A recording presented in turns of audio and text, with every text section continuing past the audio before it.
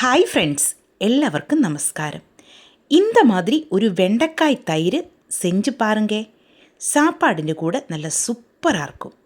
ரொம்ப ஈஸியான இந்த சிம்பிள் வெண்டைக்காய் தயிர் எப்படி செய்யலாம் என்று நமக்கு பார்க்கலாம். அதுக்காக 10 வெண்டைக்காய் இந்த சைஸில் நான் கட் பண்ணி எடுத்து வச்சுருக்கிறேன். பாருங்கள், இந்த சைஸில் தான் இருக்கணும்.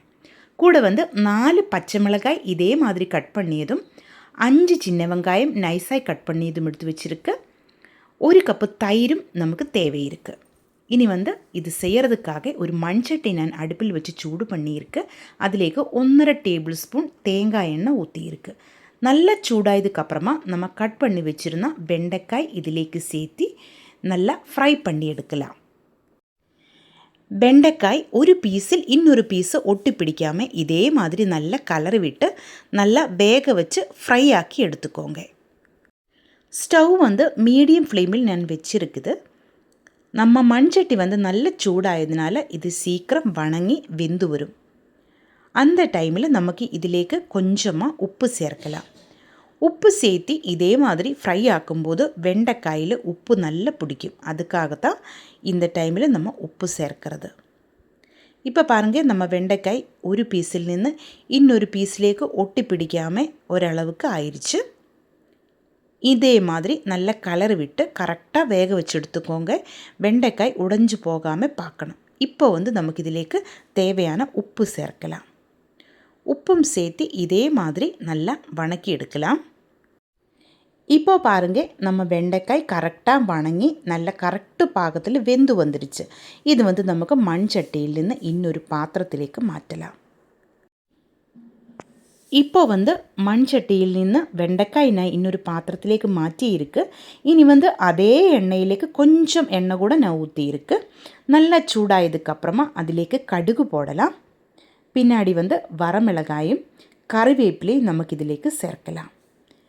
இது ஃப்ரை ஆகி வரும்போது நம்ம கட் பண்ணி வச்சுருந்தா சின்ன வெங்காயம் இதிலேக்கு போட்டு வணக்கி எடுக்கலாம்.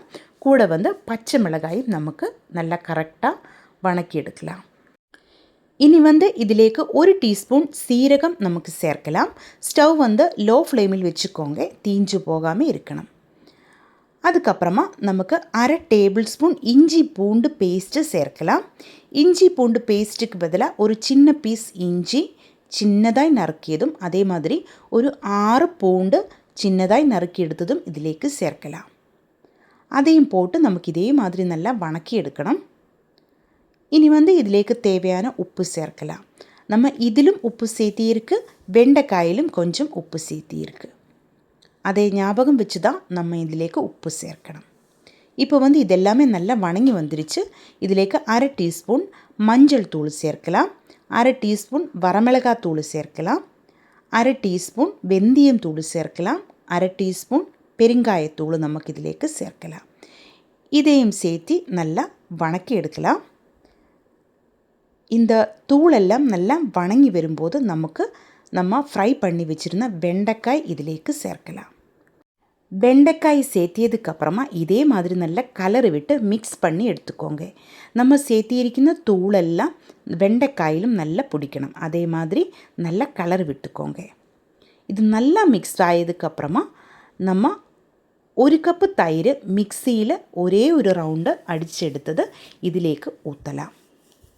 கொஞ்சம் தண்ணி ஊற்றி தான் நான் இந்த தயிரை இதே மாதிரி மிக்சியில் அடிச்செடுத்தது. அது இதிலேக்கு சேர்த்து இதே மாதிரி நல்லா கலர் விட்டுக்கோங்க. 1 கப்பு தயிரில் 3 டேபிள் ஸ்பூன் தண்ணி கூட ஊற்றி தான் நான் மிக்சியில் அடிச்செடுத்தது. அதை ஊற்றியதுக்கப்புறமா இதே மாதிரி நல்லா கை எடுக்காமல் கலர் விட்டுட்டே இருக்கணும்.